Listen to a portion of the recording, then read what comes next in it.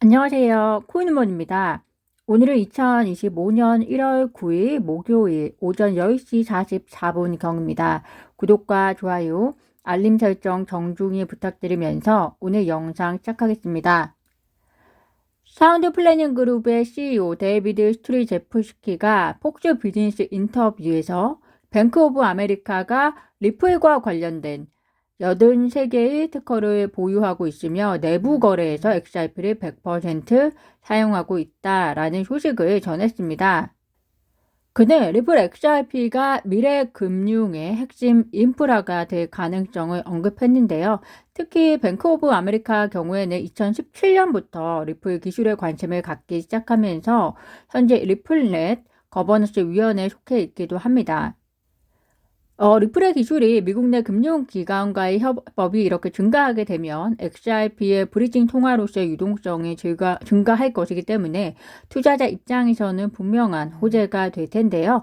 미국 내 금융기관과의 협업을 이루어내기 위해서는 리플에 대한 소송 불확실성 해결과 규제의 명확화가 선행이 되어야 합니다.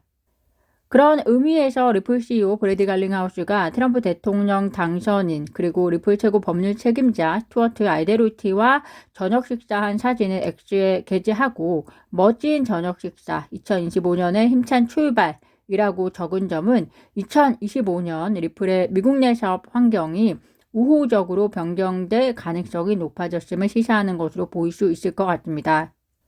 동시에 리플 사장 모니카 롱은 블룸버그와의 인터뷰에서 미국 암호화폐 규제 개선으로 리플 XRP 현물 ETF가 곧 현실화될 수 있다라고 언급했는데요.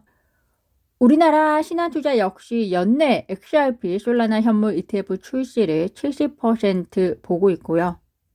베팅 사이트 폴리마켓 역시 연내 XRP 현물 ETF 출시를 70%로 보고 있습니다.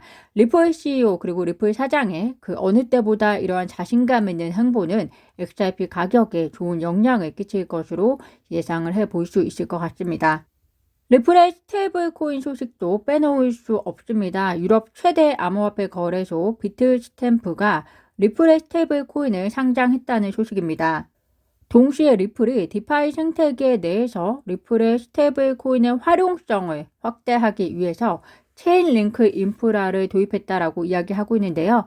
리플은 이번 체인 링크 도입을 통해서 리플 스테이블 코인의 디파이 채택 속도를 가속화하고 그리고 저비용으로 국경 간 결제 수단으로서 매력을 강화할 계획이다 라고 밝혔습니다. 리플의 핵심 사업을 위한 XRP와 스테이블 코인 양 날개가 활개하는 시점을 기대하면서 참고하시면 되겠습니다. 미국 법원이 미국 SEC의 코인베이스 소송에 대해서 코인베이스의 중간 항소를 인용했습니다. 즉 코인베이스 중간 항소 요청을 일단은 받아들였다는 것인데요. 중간 항소는 그 소송에 중대한 하자가 있지 않은 이상 받아들여지기 힘든데 받아들여졌다는 것은 상당히 의미 있는 성적으로 보입니다. 구독자분들께서 기억하시겠지만 2023년 7월에 리플에 대한 트래시 판사의 약식 판결 이후에 미국 SEC가 그 약식 판결을 받아들일 수 없다면서 최종 판결 전에 중간 항소 제기를 허용해달라고 요청을 했습니다. 그렇지만 트래시 판사는 허용하지 않았는데요. 중간 항소 받아들일 만하지 않으니 항소하고 싶으면 최종 판결 이후에 항소하라는 이야기였습니다. 그런데 이번에는 판사가 코인베이스의 SEC 기소에 대한 중간 항소를 허용했다는 것은 코인베이스의 의미 있는 승리이자 암호화폐 업계의 리플에 대한 소송 판결과 함께 업계의 긍정적 영향, 특히 폴 애킨시의 SEC 새로운 의장으로서의 부임 이후에 SEC가 과거에 집행하고 있는 사건을 정리하는데 상당히 긍정적 영향을 줄 것으로 기대를 해봅니다. 코인데스크에 따르면 암호화폐 트레이더들에게 1월이 위험한 달이 될 수 있다라고 경고했다는 소식입니다. 그 이유가 미 연준의 매파적 스탠스, 장기 국채 수익률 급등, 인플레이션 수치 고착화, 그리고 미국 정부 셧다운 가능성 등의 위험 자산에 대한 거시적 역풍이 불 것이다 라고 예상이 된다라고 하고 있는데요.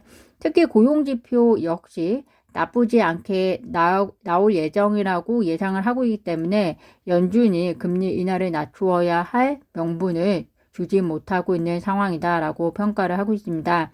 이럴 때에는 이런 요인들에 대해서 장기적인 투자하시는 분들은 참고 정도만 하시면 될 것 같습니다. 불확실성이라는 것에 흔들림이 있을 때에는 2025년 큰 흐름이 그래서 대체로 어떻게 갈 것인지에 더 집중하시면서 기회가 왔을 때 기회를 어떻게 활용할지 여유 자산에 대한 관리 등을 생각하시는 것이 컨트롤 하시는 데 도움이 될 것이다 라고 생각이 되고요. 미국 상품선물거래위원회 위원장 로스트 베넘이 1월 20일 사임을 앞두고 있습니다. 로스트 베넘은 연설을 통해서 CFTC가 암호화폐 규제 기관으로 격상이 필요하다라는 발언을 하면서 과거보다 더 CFTC의 위상을 높일 필요가 있음을 이야기했는데요. 아직 후임자가 정해지지 않은 상태에서 크라켄 시에로 등 3명이 유력 후보로 떠올라 있다는 소식입니다. 참고하시면 되겠습니다. 금융위원회가 8일 발표한 2025년 주요 업무 추진 계획에서 가상자산위원회 논의 등을 통해서 법인의 거래소 3명 계좌 발급을 단계적으로 허용하는 안을 검토하겠다라고 발표했습니다. 금융위는 조만간 가상자산위원회를 통해서 비영리 법인부터 단계적인 허용 관련 세부 방안을 마련할 계획이다라고 했다고 하는데요. 이전에 한번 설명해 드린 것과 같이 비영리 법인부터 순차적으로 가상자산 투자를 허용할 계획인데요.